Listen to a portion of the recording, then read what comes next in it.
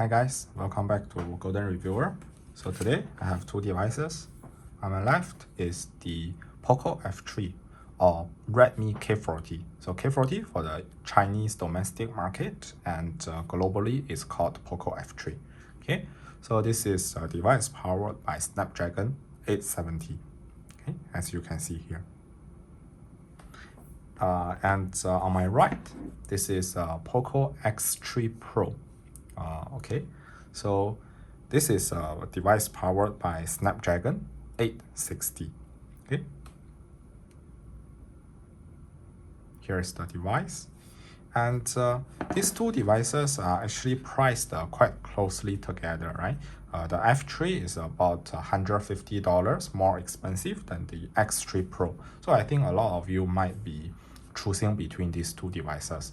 So today we'll do an extreme gaming comparison between these two devices, and the game we are going to test is PUBG Mobile, and we are actually going to test the devices at Ultra HD settings at 90 FPS.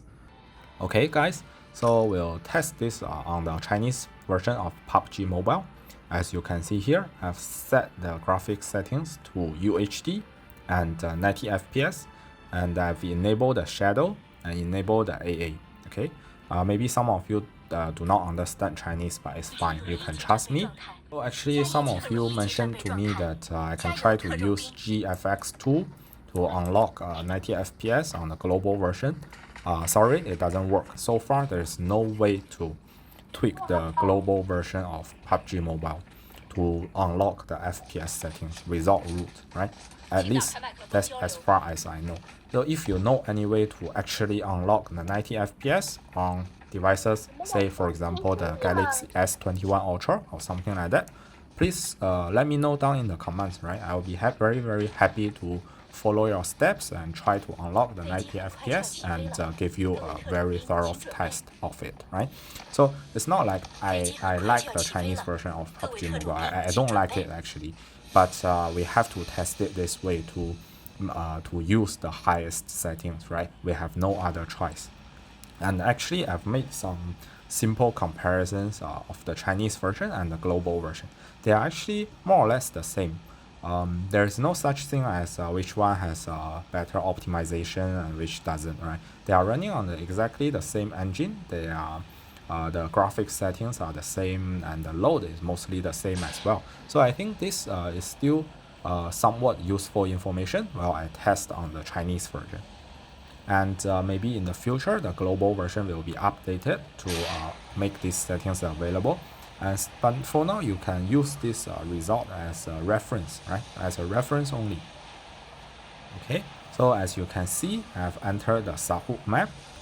It's a 4-person team match, and I'll actually drop at the bootcamp area. So if I leave, then I'll play the round. If I die, I'll actually spectate the opponent or my teammates. So from what I see, playing and spectating has mostly the same load, so don't worry about that.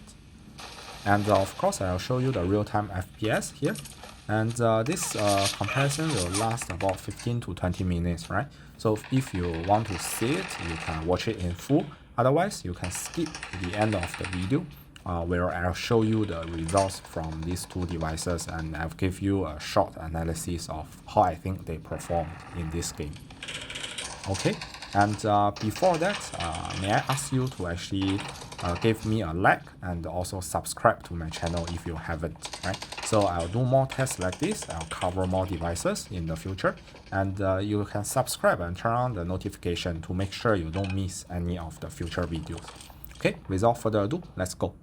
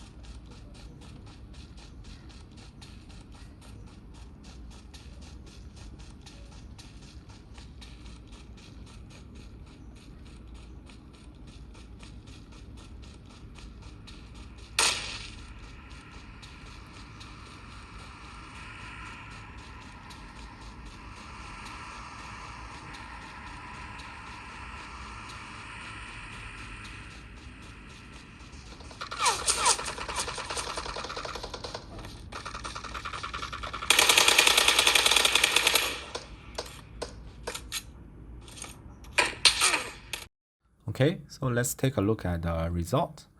Firstly, for FPS, they actually perform surprisingly similar, right? The Snapdragon 870 on the Poco F3 actually outperforms the Poco X3 Pro by about 6% only. So the FPS is 76.9 versus 72.5.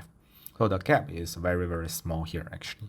And I think both devices are absolutely amazing, right, for their price range. And remember, this is UHD graphics settings, right? And they can still achieve more than 60 average FPS, which I think is very, very good. If you set the FPS to 60 only, or if you lower the graphics settings to smooth, I think you have no problem playing the game very, very smoothly on these devices. But if we look at the power consumption, we actually see a larger gap here. The Snapdragon 860 in the Poco X3 Pro, while achieving a little bit lower FPS, actually use more power. I think that's just because the older architecture, the older SoC is less power efficient comparing to the newer SoC, which is the Snapdragon 870, right, on the Poco F3. So the power gap is a little bit larger. The Poco X3 Pro actually use 14% more power than the Poco F3. And this will actually translate to your device thermals and battery life, right? So indeed, the Poco X3 Pro runs hotter during the test than the Poco F3. But considering that it does have a larger battery, so I'll say you may expect a similar battery life on these two devices. But remember that the Poco X3 Pro will be using more power, and hence the device will be a little bit hotter. Okay guys, so that's all for today's video. So what do you think? Let me know down in the comments which device would you choose. I think they are both amazing devices, so it's up to you to decide whether the performance gap is worth the price difference, right? Yep, thanks for watching. See you next time. Bye.